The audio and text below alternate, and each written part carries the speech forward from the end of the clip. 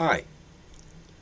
Y- as yesterday was the last day of the two-day Jewish celebration called Purim, I just want to share a brief encapsulation of the story of Esther, which is where Purim comes from. Anyway, I just um, I just asked Chat GPT to tell me the story of Esther, and this is its response. The story of Esther is a biblical story from the Old Testament which tells the tale of a young Jewish woman named Esther who becomes the queen of Persia and saves her people from genocide.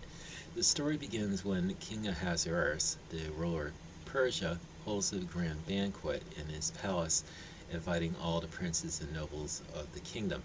During the festivities, the king commands his queen, Vashti, to appear before him and show off her beauty to the assembled guests.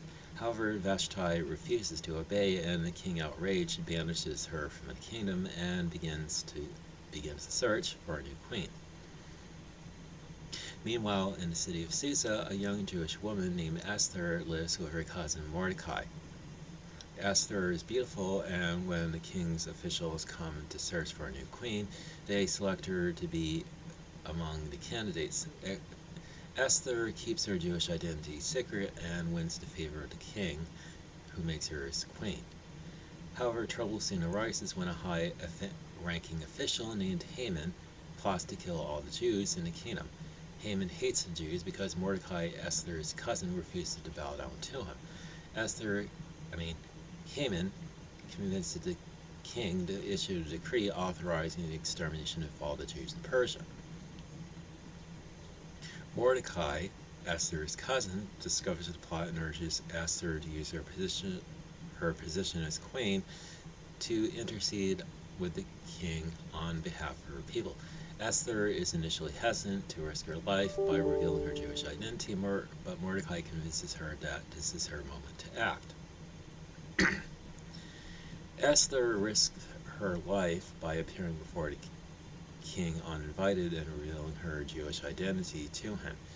She asks the king to spare her people and exposes Haman's evil plot. The king is outraged and orders Haman to be executed. He also issues a new decree allowing the Jews to defend themselves against their attackers. The Jews triumph over their enemies, and Esther and Mordecai institute the festival of Purim to commemorate their victory.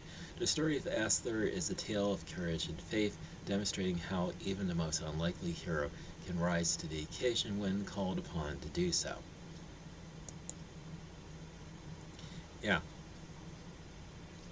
Yeah, the story of Esther is an interesting one. It's in the Bible for a reason.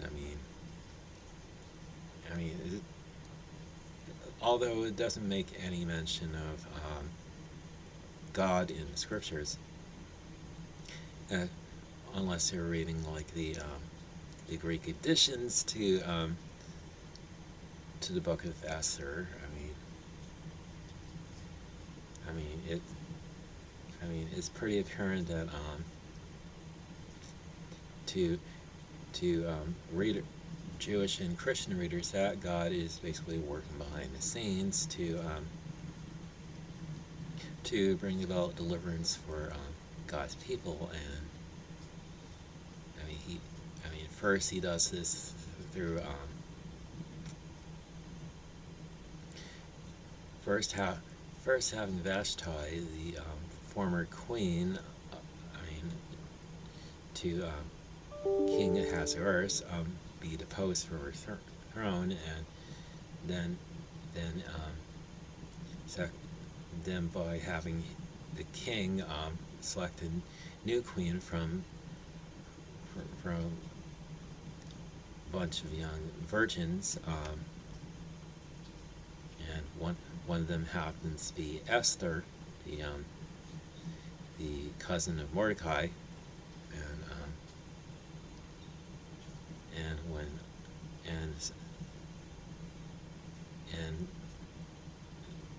next thing he does, next thing God does in that scenario,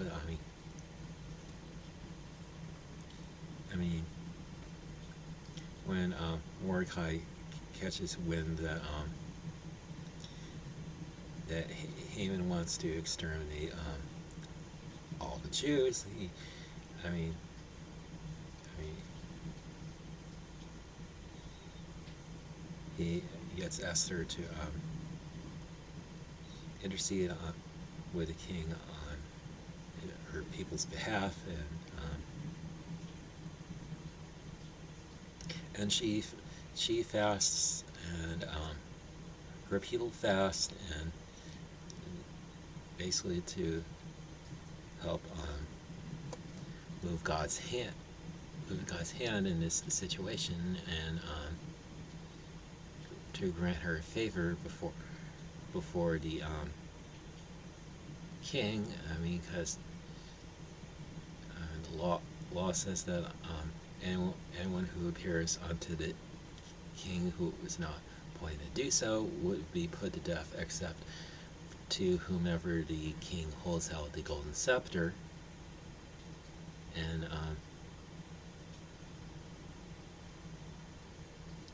And that's what she did. She appeared 3 days later, and the king holds out his golden scepter, and basically she Esther invites the king and his advisor Haman to a banquet, and basically to get favor of the king, and at the banquet, when king asked her what her request is, then she tells him to attend another banquet, and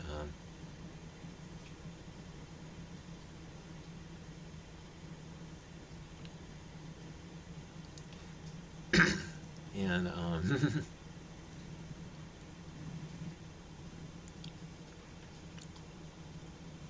I mean, there's an instance in the story where Mordecai Mordecai gets Esther to inform the king that there are 2 people in his court that are out to kill him, and the king has his 2 arrested and put to death, and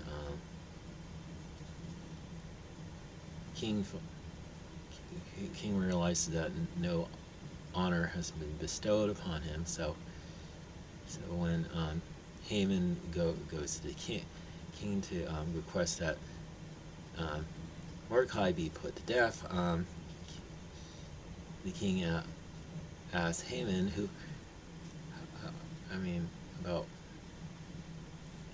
how to honor man whom the king delights to honor, and Haman basically goes all out, thinking that is me that the king wants to honor, and he basically describes a lavish display of attention. I mean, basically give him a robe, a crown, ride him on a horse, and have him parade around the city, and shout, "This is done for the man the king delights to honor," and the king says, "Do this for Mordecai," and